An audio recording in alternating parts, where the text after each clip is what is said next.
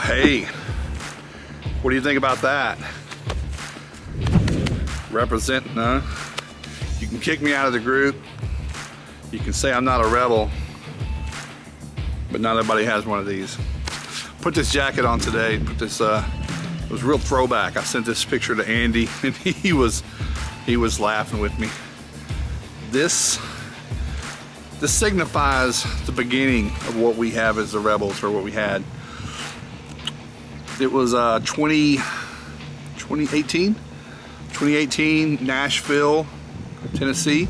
We had our summit, our 2.0 summit, our second one, and all of the leaders at the time got these. We probably only have about, there might be 6 of these in the wild, 5 maybe.